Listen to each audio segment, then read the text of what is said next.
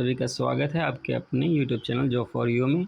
चलिए आज फिर एक नई अपडेट के साथ वीडियो को शुरू करते हैं और वीडियो को स्किप बिल्कुल भी ना करें ताकि छोटी से छोटी इन्फॉर्मेशन आपसे छूट ना जाए। आज की वैकेंसी है AIIMS CRE 5 common recruitment examination. ठीक है दोस्तों, इसका ऑफिशियल वेबसाइट पे नोटिफिकेशन जारी हो चुका है। अप्लाई करने की हम डेट्स पहले देखते हैं, जिसकी लास्ट डेट है और स्टार्टिंग डेट है। स्टार्टिंग डेट है 13/6/2026 और क्लोजिंग डेट है 13/7/2026। ठीक है। NOC कब तक हमें सबमिट करना है? 8/7/2026 से पहले का NOC होना चाहिए और 11/7/2026 को आपका जो एप्लीकेशन फॉर्म है वो एक्सेप्ट हुआ या नहीं हुआ, इसके लिए स्टेटस जारी करेंगे। CBT एग्ज़ाम रहने वाला है, कंप्यूटर बेस्ड टेस्ट, जो कि 25 से 27 जुलाई में होना है। नेक्स्ट आगे चलते हैं, क्या इन्फॉर्मेशन इसके रिगार्डिंग हम बात करते हैं एम्स CRE 5 की। ठीक है दोस्तों, तो CBT बेस्ड ये टेस्ट रहने वाला है, जो भी एग्ज़ाम्स होंगे। और जैसा कि आपको पता ही होगा कि एम्स CRE में एम्स इंस्टीट्यूट के अलावा भी अदर इंस्टीट्यूट भी पार्टिसिपेट करते हैं।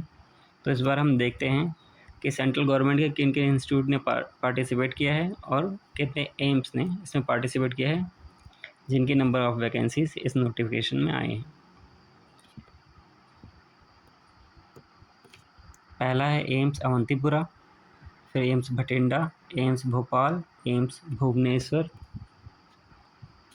देन आगे चलते हैं, AIIMS Bibinagar, AIIMS Bilaspur, AIIMS Deoghar.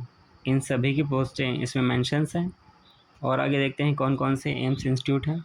AIIMS Gorakhpur, AIIMS Guwahati, AIIMS Jodhpur, AIIMS Kalyani, AIIMS Mangalagiri, AIIMS Madurai, AIIMS Nagpur. Next, AIIMS Delhi की भी इसमें वैकेंसीज़ हैं। एम्स पटना है, AIIMS Raebareli, AIIMS Raipur, AIIMS Rajkot, AIIMS Rewari, AIIMS Rishikesh. और देखते हैं, एम्स विजयपुर है और AIIMS central arm police force institute है, जो कि दिल्ली में ही है। ये नया अभी ओपन हुआ है, ये भी एम्स दिल्ली में ही आता है। आगे देखते हैं, एक अदर इंस्टीट्यूट में जो आते हैं, Atal Bihari Vajpayee institute of medical science, RML hospital है। अगला Chittaranjan national cancer institute, CNCI जिसे बोला जाता है। एम्प्लॉय स्टेट इंश्योरेंस ESIC भी है इसमें जो पार्टिसिपेट कर रहा है।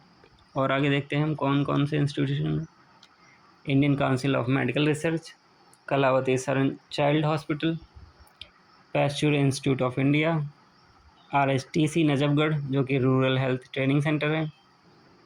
आगे देखते हैं और कहाँ की पोस्ट हैं, regional institute of paramedical and nursing sciences, RIPANS जिसे बोला जाता है, एजावल में है ये। और लास्ट है हमारा Vardhman Mahavir medical college and Safdarjung hospital. तो ये सारे इंस्टीट्यूट हैं और एम्स की इतनी सारी ब्रांचेज हैं जो इसमें पार्टिसिपेट कर रही हैं, जिनकी सारी पोस्टेस आई हुई हैं इस बार।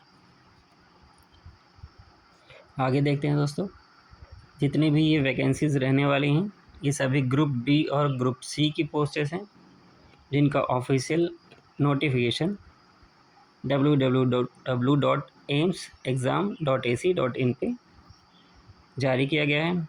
ऑनलाइन मोड ये रिक्रूटमेंट रहने वाला है। एक चीज़ और बहुत ध्यान देने वाली इसमें बात है, इन्होंने लिखा है without any scrutiny on eligible to a post. आप जिस भी पोस्ट के लिए अप्लाई कर रहे हैं, जिसके लिए एलिजिबल हैं, आपको खुद से देखना है। अगर आप एसेंशियल क्राइटेरिया फुलफ़िल कर रहे हैं तभी इस पोस्ट के लिए अप्लाई करें, अदरवाइज़ ना करें, क्योंकि ये लोग विदाउट स्क्रूटनी आपको एप्लीकेशन अप्लाई करने के लिए देते हैं। क्योंकि आप अप्लाई कर देंगे, इन लास्ट आपका सिलेक्शन भी हो जाएगा, आप मेरिट में सेलेक्ट हो जाएंगे, DV में आपको फिर भी डिस्क्वालीफाई कर सकते हैं। तो आपको खुद से देखना है आपका एसेंशियल क्राइटेरिया फुलफ़िल हो रहा हो। अब हम बात करते हैं एज रिलैक्सेशन की। एज रिलैक्सेशन का चार्ट यहाँ पे दिया हुआ है, हम देखते हैं। SC और ST कैंडिडेट्स के लिए 5 साल की छूट है, OBC के लिए 3 साल की छूट है, PWD कैंडिडेट के लिए 10 साल की छूट है, और एक्स सर्विसमैन के लिए जो ग्रुप बी और सी के लिए अप्लाई कर रहे हैं उनके लिए 3 साल की छूट है।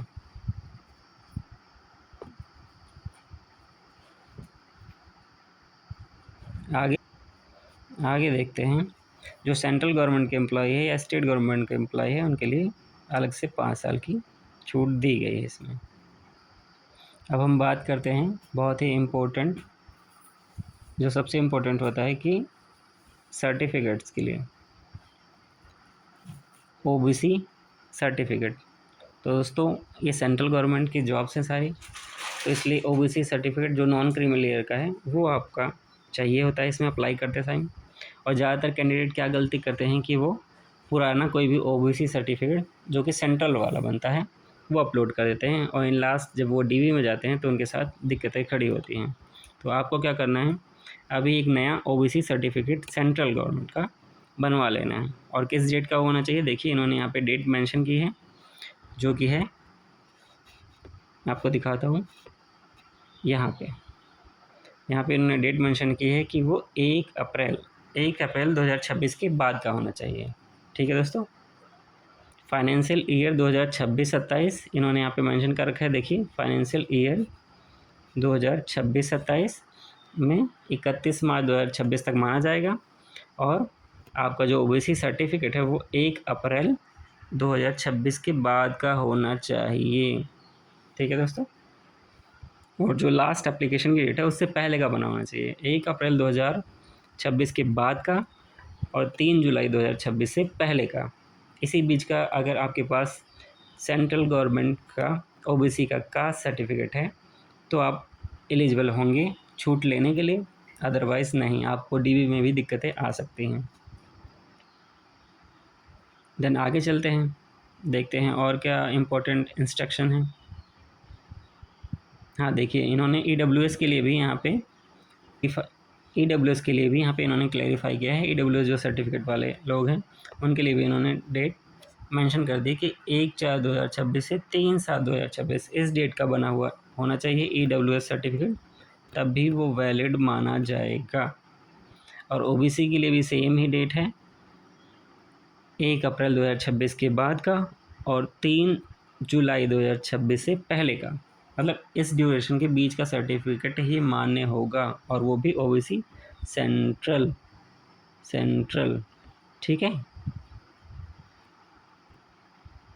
आगे चलते हैं और देखते हैं क्या इम्पोर्टेंट इंस्ट्रक्शंस हैं। आगे हम अब बात करते हैं एलिजिबिलिटी क्राइटेरिया की। बाकी इन्होंने दे रखा है PWD कैंडिडेट के लिए, आप नोटिफिकेशन में पढ़ ही सकते हैं। एप्लीकेशन फ़ीस की हम बात करते हैं। एप्लीकेशन फ़ीस दोस्तों कितनी रहने वाली है, तो जो भी जनरल और OBC के कैंडिडेट हैं उनके लिए 3,000 रुपये रहने वाली है। SC ST और EWS के लिए 2,400 रुपये रहने वाली है, और पर्सन विद डिसेबिलिटी इनको एग्जम्प्टेड किया है, मतलब इनकी कोई भी फ़ीस नहीं लगेगी। जो भी candidate person with disability category के अंदर आते हैं उनके लिए कोई भी फ़ीस नहीं लगने वाली है। फिर से मैं दोहराता हूँ, जनरल और OBC कैंडिडेट के लिए 3,000, SC ST और EWS कैंडिडेट के लिए 2,400 रुपये। ठीक है, यहाँ तक क्लियर। आगे चलते हैं, इन्होंने क्या मेंशन कर रखा है कि एप्लीकेशन फ़ी SC और ST कैंडिडेट की जब वो एग्ज़ाम में अपीयर हो जाएगा और उसका रिज़ल्ट आ जाएगा उसके बाद ये रिफ़ंड भी कर देते हैं। तो SC ST कैंडिडेट की फ़ीस रिफ़ंड हो जाती है, जनरल OBC EWS की नहीं होगी, सिर्फ SC ST कैंडिडेट की फ़ीस रिफ़ंड हो जाती है। ठीक है दोस्तों, क्लियर। इन्होंने डेट ऑफ एग्ज़ामिनेशन दे रखा है जो कि है 25 और 27 जुलाई को, और CBT कंप्यूटर बेस्ड टेस्ट ही होना है। ठीक है, क्लियर यहाँ तक। आगे चलते हैं, एग्ज़ाम सेंटर्स की बात कर लेते हैं। एग्ज़ाम सेंटर इन्होंने दे रखा है कि ऑल मेजर स्टेट्स में होना है, UTs में होना है। आपको जैसे पता ही होगा AMCRE पिछले 2-3 बार से आ रहा है, ये AMCRE का 5वां चरण है। तो इसमें सेंटर्स अलग अलग जगह अलग अलग स्टेट्स में जाते हैं, जो भी आप जिस हिसाब से आप प्रेफरेंस भरते हैं अपनी पोस्टों का, करस्पॉन्डेंस एड्रेस डालते हैं, परमानेंट एड्रेस डालते हैं, उस हिसाब से ये डिसाइड होता है। एडमिट कार्ड की बात कर लें तो यहाँ पे क्लियर कट उन्होंने देखा है कि 3 दिन पहले, एग्ज़ाम डेट के 3 दिन पहले आपका एडमिट कार्ड जारी हो जाएगा, और जो सिटी इंटीमेशन स्लिप है वो 7 दिन पहले एडवांस में आपको बता दी जाएंगी। आपको सिंपली इन्हीं वेबसाइट पर विज़िट करना है, AIMSCRE aimseexam.ac.in पे विज़िट करते रहना है और अपडेट्स लेते रहने हैं कि आपका एग्ज़ाम सिटी इंटीमेशन स्लिप आ गया है या नहीं, या एडमिट कार्ड आ गया है नहीं। उसके लिए मैं अलग से वीडियो बना दूँगा जब वो रिलीज़ होगा। अभी हम आगे चलते हैं और बात करते हैं। हाँ, यहाँ पे कंप्यूटर बेस्ड टेस्ट 90 मिनट का टोटल टेस्ट टाइम है। 90 मिनट का रहने वाला है आपका कंप्यूटर बेस्ड टेस्ट, जिसमें 100 MCQs आने वाले हैं टोटल, जो होंगे 400 मार्क के। इसका मतलब 100 MCQ 400 मार्क, मतलब एक क्वेश्चन 4 नंबर का। क्लियर? 100 MCQ हैं टोटल, 4 नंबर का एक क्वेश्चन, तो टोटल हो गया 400 मार्क का। ठीक है, ये चीज़ क्लियर। आगे देखते हैं। 20 MCQ जो रहने वाले हैं इसमें से, वो रहने वाले हैं general knowledge, aptitude, computer knowledge. ठीक है, general knowledge and aptitude, computer of knowledge, इसके रहने वाले हैं आपके। और बाकी के जो 80 मार्क के क्वेश्चन हैं वो रहने वाले हैं आपके डोमेन से। यहाँ पे दिया हुआ है डोमेन पार्ट से, मैं आपको क्लियर कर देता हूँ। जो 80 मार्क रहेगा 100 में से, उसमें से आना है 80 नंबर का डोमेन। डोमेन का मतलब होता है जिस पोस्ट के लिए आप अप्लाई कर रहे हैं उससे रिलेटेड क्वेश्चंस। क्लियर? ये चीज़ क्लियर। 80 नंबर के क्वेश्चन वहाँ से पूछे जाएंगे। 20 नंबर के क्वेश्चन पूछे जाएंगे।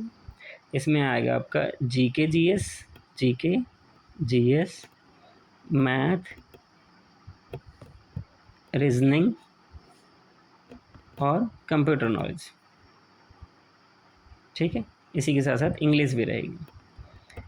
ये 4-5 जो पार्ट हैं, इससे 20 क्वेश्चन, बाकी 80 नंबर के क्वेश्चन आपके डोमेन से आने वाले हैं। क्लियर यहाँ तक?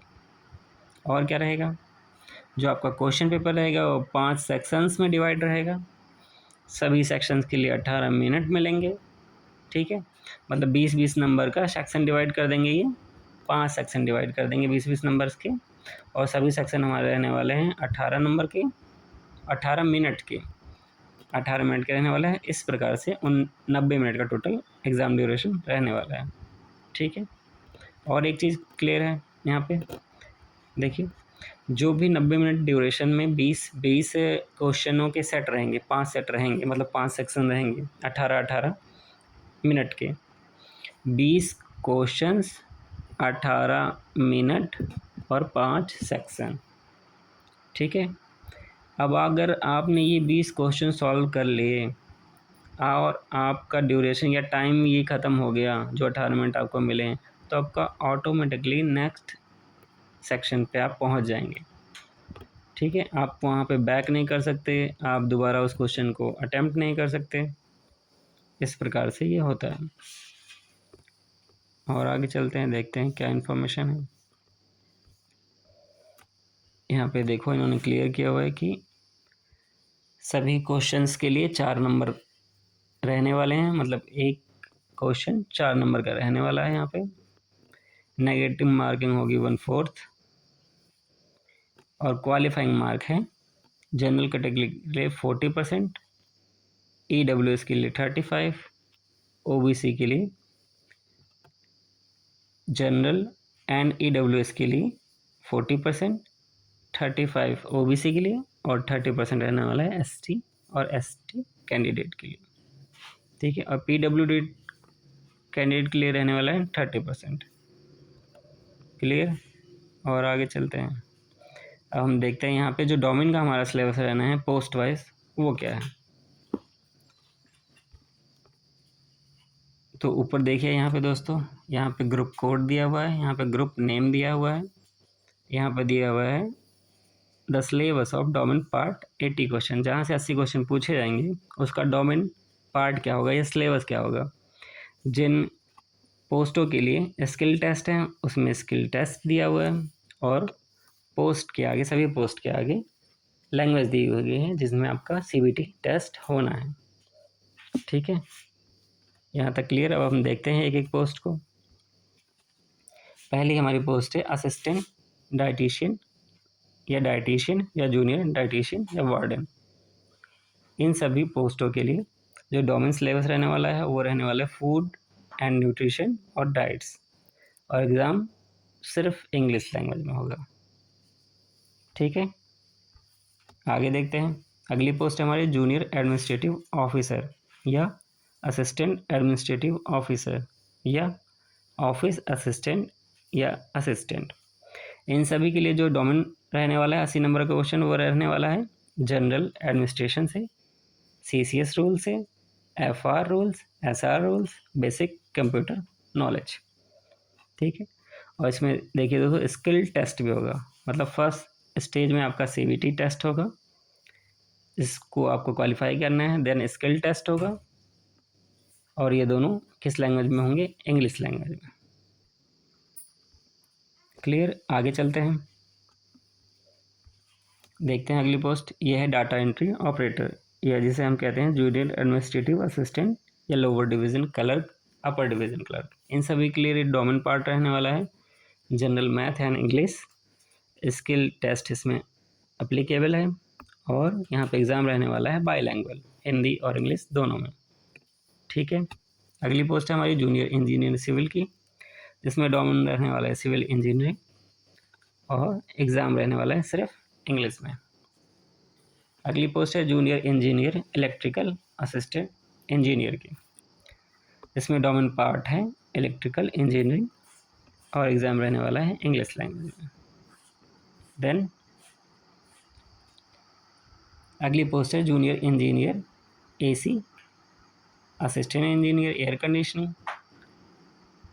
इनका जो रहने वाला डोमेन वो AC से रिलेटेड रहेगा, और इसमें ट्रेड टेस्ट होगा। जैसे आपने देखा था डाटा एंट्री या जूनियर एडमिनिस्ट्रेटिव असिस्टेंट के लिए स्किल टेस्ट था, ऐसे यहाँ पे इनका ट्रेड टेस्ट होगा कि आपको वो चीज़ें आती भी हैं या नहीं, स्किल बेसिकली देखा जाएगा, और एग्ज़ाम रहने वाला है इंग्लिश लैंग्वेज में। क्लियर, आगे चलते हैं हम, देखते हैं technical assistant ENT audiometer technician के लिए जो डोमेन पार्ट रहने वाला है वो रहने वाला है ऑडियो स्पीच एंड हेयरिंग। इसी से 80 क्वेश्चन पूछे जाएंगे, और एग्ज़ाम सिर्फ इंग्लिश लैंग्वेज में होगा। अगली पोस्ट है इलेक्ट्रिकल या इलेक्ट्रीशियन वायरमैन लाइनमैन के लिए, इसमें डोमेन रहेगा इलेक्ट्रीशियन ट्रेड सब्जेक्ट से, और क्वेश्चन पेपर बाईलैंग्वेज रहेगा, इंग्लिश हिंदी दोनों में। अगली हमारी पोस्ट है manifold technician, gas steward, gas pump mechanic या सुपरवाइजर मेंटेनेंस। इसमें डोमेन सब्जेक्ट्स रहने वाले हैं मेडिकल गैस पाइपलाइन सिस्टम। इसी से 80 क्वेश्चन पूछे जाएंगे, और CBT का लैंग्वेज होगा इंग्लिश। असिस्टेंट लॉन्ड्री सुपरवाइज़र, इस पोस्ट के लिए डोमेन क्या रहने वाला है? ड्राई क्लीनिंग लॉन्ड्री टेक्नोलॉजी, और एग्ज़ाम पैटर्न रहने वाला है इंग्लिश में। अगली पोस्ट हम देखते हैं टेक्निकल ऑफिसर, टेक्निकल सुपरवाइज़र या असिस्टेंट टेक्नीशियन। इन सभी के लिए OT टेक्नीशियंस जो सिलेबस रहने वाला है, मतलब OT से रिलेटेड चीज़ें पूछी जाएंगी डोमेन में, और एग्ज़ाम कंडक्ट होगा सिर्फ इंग्लिश लैंग्वेज में। आगे चलते हैं और हम देखते हैं बाकी पोस्टों का डोमेन का क्या क्राइटेरिया है। अगली पोस्ट है हमारी, ये इसी में आ जाता है OT टेक्नीशियंस। अगली पोस्ट है हमारी डिस्पेंसिंग अटेंडेंट या फार्मासिस्ट ग्रेड सेकंड। इसमें फार्मेसी से 80 क्वेश्चन पूछे जाएंगे जो कि डोमेन पार्ट है, और CBT लैंग्वेज इंग्लिश है। अगली पोस्ट है कैशियर या जूनियर अकाउंटेंट की, इसमें अकाउंट एंड बुक कीपिंग से डोमेन के 80 क्वेश्चन पूछे जाएंगे, बाकी CBT एग्ज़ाम होगा इंग्लिश लैंग्वेज में। नेक्स्ट हम देखते हैं junior store officer, store keeper cum clerk. इसका जो डोमेन पार्ट रहने वाला है वो material management, store keeping and related rules से आएगा। एग्ज़ाम कंडक्ट होगा इंग्लिश में। CSD असिस्टेंट या CSD टेक्नीशियन की बात करते हैं, इसका डोमेन पार्ट रहने वाला है माइक्रोबायोलॉजी और मेडिकल टेक्नोलॉजी से। एग्ज़ाम होगा इंग्लिश में। बात करते हैं हम dissection hall attendant, hospital attendant या nursing orderly, office store attendant, multitasking OT attendant, cook, dresser, mortuary attendant. जिसमें नंबर ऑफ़ अप्लीकेंट बहुत ज़्यादा होते हैं इन पोस्टों के लिए। तो इनका जो क्राइटेरिया रहने वाला है, जो डोमेन पार्ट होगा वो क्या होगा, general math, English and hospital service related. ठीक है, हॉस्पिटल सर्विस से सारे क्वेश्चन पूछे जाएंगे जो 80 मार्क का होगा, और एग्ज़ाम पैटर्न क्या होगा, बाईलैंग्वेज, हिंदी इंग्लिश दोनों में। और आगे हम देखते हैं, अगली पोस्ट हमारी जूनियर मेडिकल लेबोरेटरी टेक्नोलॉजिस्ट की, या लैब अटेंडेंट, लैब टेक्नीशियन या technical officer medical lab technology. इसका डोमेन पार्ट रहने वाला है मेडिकल लैब टेक्नोलॉजी से, जिससे 80 क्वेश्चन पूछे जाएंगे, और एग्ज़ाम पैटर्न रहने वाला है बाईलैंग्वेज। अगली पोस्ट हम देखते हैं library and information assistant, library attendant, librarian grade 2, librarian grade 1। इसका डोमेन या 80 नंबर के जो क्वेश्चन पूछे जाएंगे वो है लाइब्रेरी साइंस एंड इंफॉर्मेशन से, और मीडियम क्या रहेगा, CBT का इंग्लिश।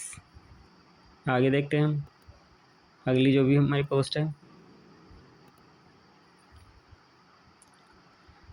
अगली हमारी पोस्ट है कोडिंग क्लर्क या जूनियर मेडिकल रिकॉर्ड ऑफिसर या मेडिकल रिकॉर्ड टेक्नीशियन। इसका डोमेन एरिया रहने वाला है मेडिकल रिकॉर्ड से क्वेश्चन पूछे जाएंगे।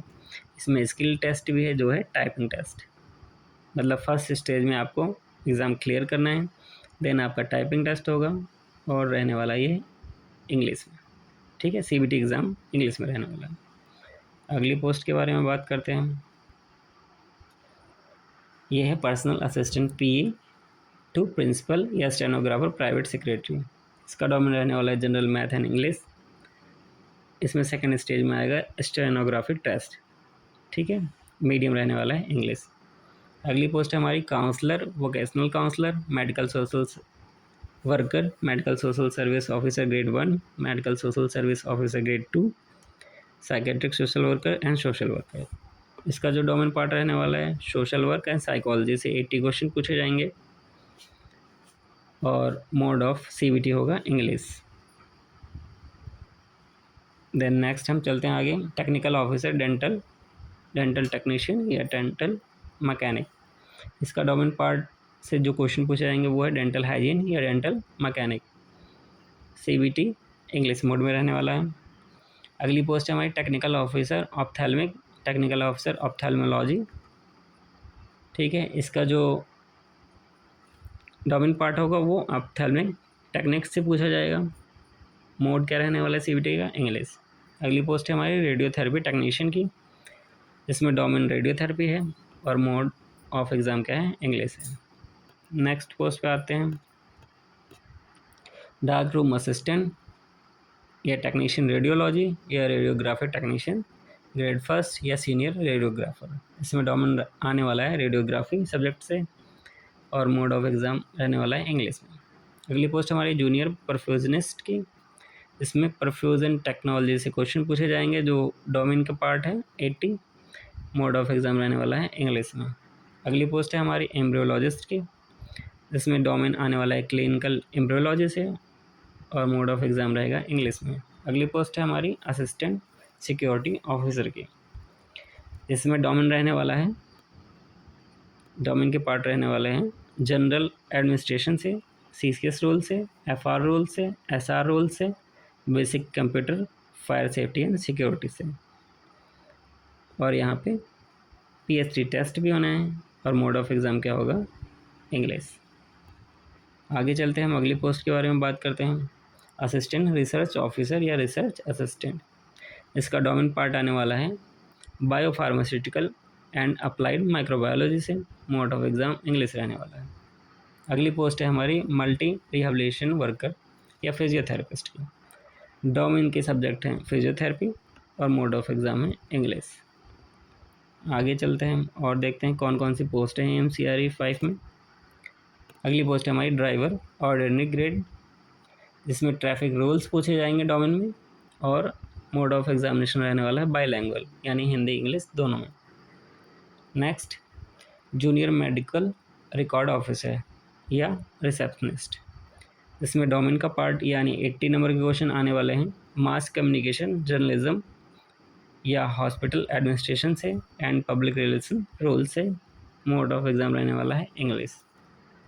अगली पोस्ट पे आते हैं हम, junior warden, housekeeper, warden, hostel.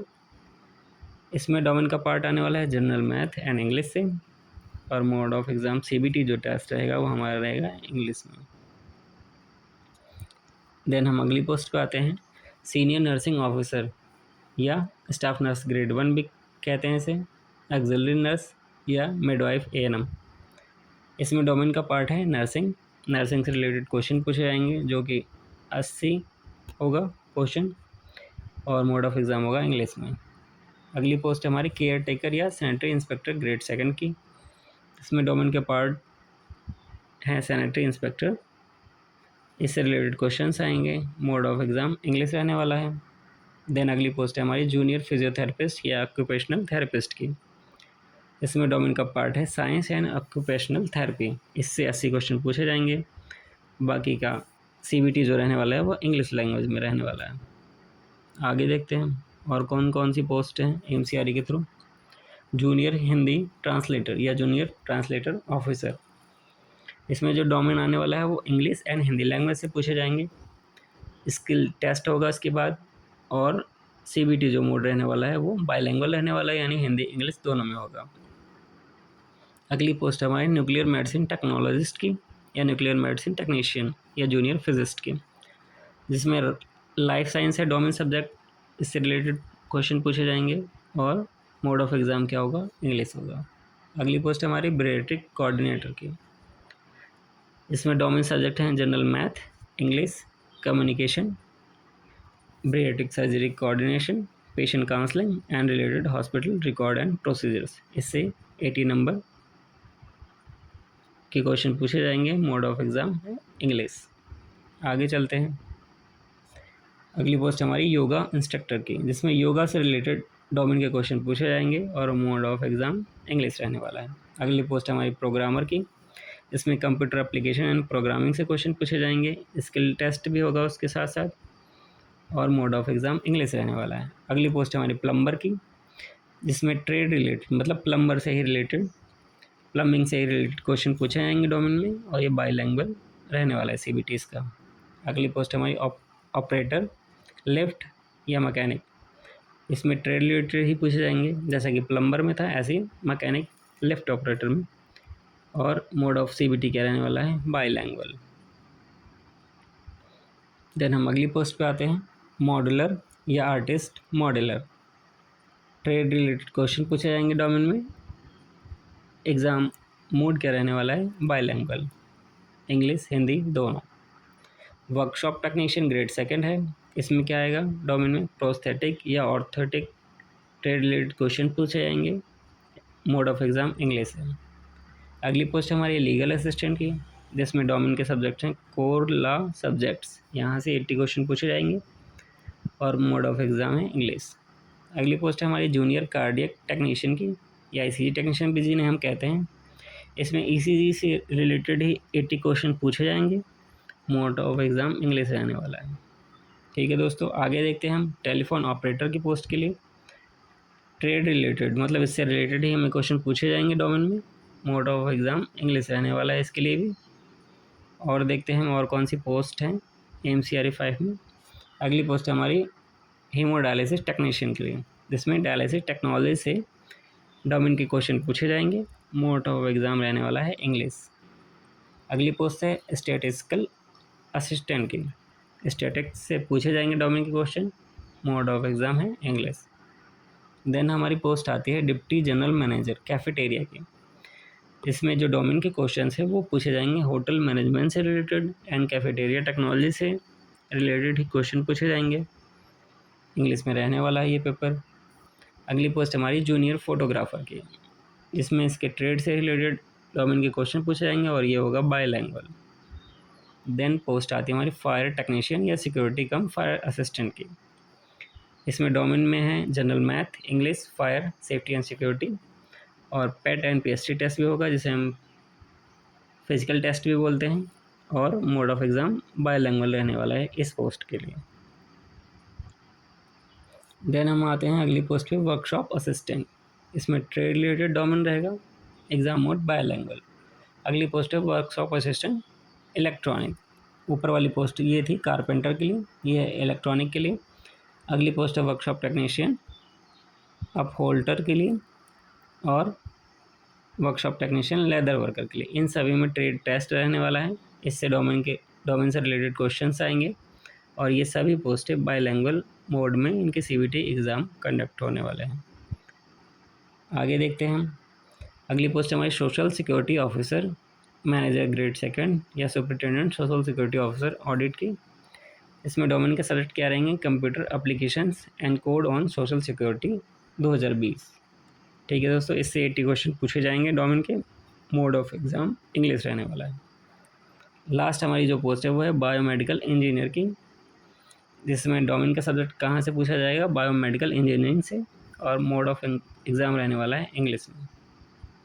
तो दोस्तों ये था हमारी अभी तक की AIMS-CRE की ये सारी पोस्टें हैं। इसका डोमेन पार्ट कहाँ से पूछा जाएगा, mode of exam, CBT test किस लैंग्वेज में होना है, ये सब मैंने आपको बता दिया।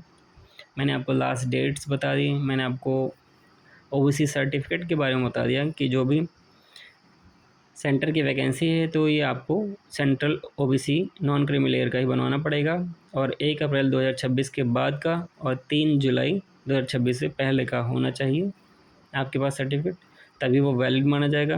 इन लास्ट अगर आप पुराना सर्टिफिकेट भी लगा देते हैं, अभी अप्लाई तो कर सकते हैं आप, एग्ज़ाम में भी अपीयरिंग हो जाएगी आपकी, लेकिन डी में प्रॉब्लम्स क्रिएट होंगी। बाकी जो भी पोस्टें हैं AIMS-CRE के थ्रू, वो कहाँ से और कितनी पोस्टें हैं, उसका इसेंशियल क्वालिफ़िकेशन क्या है, डिज़ायरेबल क्वालिफ़िकेशन क्या है, एज क्या होगी, पे लेवल क्या होगा, इसके लिए मैं एक अलग से वीडियो बना दूंगा ताकि आपको क्लियर हो जाए इसके रिगार्डिंग। अभी तक के लिए इस वीडियो में जो भी इन्फॉर्मेशन थी वो मैंने आपको दे दी है इम्पोर्टेंट। एक बार दोबारा से मैं आपको बता देता हूँ। इस वैकेंसी की जो स्टार्ट डेट है वो है 13/6/2026। ये फॉर्म अप्लाई करना स्टार्ट हो गया है, और इसकी लास्ट डेट है 3/7/2026, मतलब 3 जुलाई 2026। ठीक है दोस्तों, आप अभी से अगर OBC कैटेगरी या EWS कैटेगरी में आते हैं तो आप OBC के लिए सेंट्रल नॉन क्रीमी लेयर का सर्टिफिकेट बनवा के रख लें, देन ही अप्लाई करें। और जो भी कैंडिडेट कहीं वर्क करते हैं वो अपना NOC रेडी रखें। NOC भी एप्लीकेशन के साथ साथ अपलोड करना होता है। इन 2-3 बातों का ध्यान रखें। और एग्ज़ाम की डेट्स जिन्होंने पहले ही क्लियर कर रखी है तो अपनी तैयारी भी शुरू कर दें। 25 से 27 जुलाई के बीच में एग्ज़ाम्स होने हैं। ठीक है दोस्तों, ये थी आज की इन्फॉर्मेशन AIMS-CRE 5 के रिगार्डिंग, जिसमें लगभग सारे एम्स ने पार्टिसिपेट किया है। अदर भी इंस्टीट्यूट की वैकेंसीज़ हैं, नंबर ऑफ़ वैकेंसीज़ बहुत अच्छी हैं। आप लोग ज़रूर अप्लाई कीजिए, तैयारी करते रहिए। अगर आपको मेरी बताई गई इन्फॉर्मेशन अच्छी लगी हो तो मेरे चैनल को लाइक, शेयर एंड सब्सक्राइब करें। Thank you for watching.